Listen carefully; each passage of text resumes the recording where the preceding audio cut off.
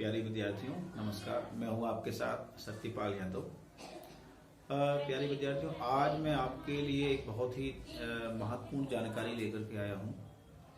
विशेष करके जो हमारी बोर्ड की परीक्षाएं हैं, यानी कि कक्षा 9, 10वीं और 12वीं। वैसे तो हम सब जानते हैं कि 9वीं से लेके 12वीं तक के सभी प्रश्न पत्र जो है माध्यमिक शिक्षा मंडल के द्वारा ही जारी होते हैं और उसी आधार पर जो है उसी पैटर्न पर, यानी बोर्ड पैटर्न पर जो है 9वीं और 10वीं की परीक्षा एक समान होती है और 11वीं और 12वीं की परीक्षा भी जो है लगभग एक जैसे ब्लूप्रिंट पर आधारित होती है। तो यहाँ मैं आप लोगों को एक बात बताने वाला हूँ, विशेष करके जो हमारे 11वीं और 12वीं विद्यार्थी पढ़ रहे हैं। देखिए, आप जब कोचिंग क्लासेस जाते हैं या स्कूल जाते हैं तो वहाँ पढ़ाने वाले टीचर्स आपको किसी भी बुक से पढ़ा सकते हैं, पढ़ा भी रहे होंगे। चाहे वो आपने देखा होगा सिमलाल का पुस्तक हो, युगबोध का हो, अनेक अनेक प्रकाशन की किताबें जो है ये आप चलती हैं, आप सबको पता है।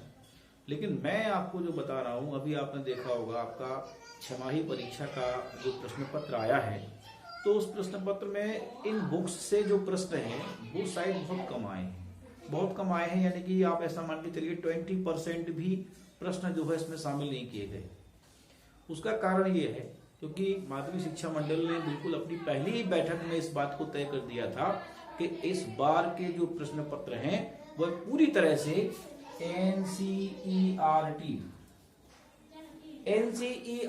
पर आधारित जो पुस्तकें हैं उसी पुस्तकों में जो प्रश्न हैं वही प्रश्न आपकी परीक्षाओं में आने वाले हैं। तो प्यारे विद्यार्थियों, अभी बहुत समय है। विशेष करके मैं 12वीं कक्षा के लिए परामर्श देता हूँ, 11वीं कक्षा के लिए परामर्श देता हूँ, क्योंकि 9th और 10th में तो एनसीईआरटी की बुक चलती ही है, बच्चे उससे तैयारी करते हैं। लेकिन 12वीं के बच्चे जो हैं, जिनको बोर्ड एग्जाम देना है, वह केवल मात्र में एनसीईआरटी पुस्तकों का ही अध्ययन करें। सीखने के दृष्टिकोण से आप जो है सिमलाल की पुस्तक से भी सीखें, युगबोध की पुस्तक से भी सीखें, किंतु एनसीईआरटी में जो प्रश्न हैं उन एनसीईआरटी के प्रश्नों का बहुत सूक्ष्मता से अध्ययन करें। फिर देखिएगा, अभी आप मिला भी सकते हैं, आप अपने छमाही के एग्जाम के पेपर को मिलाएं तो आप पाएंगे कि पूरे के पूरे प्रश्न जो है वो एनसीईआरटी से लिए गए हैं।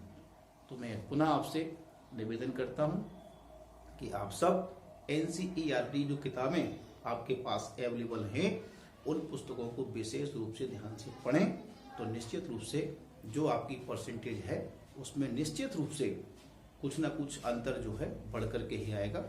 यही जानकारी आप लोगों को मुझे देना थी। निश्चित रूप से आप सबको अच्छी लगी होगी, तो आप इसको आगे भी शेयर करें। धन्यवाद।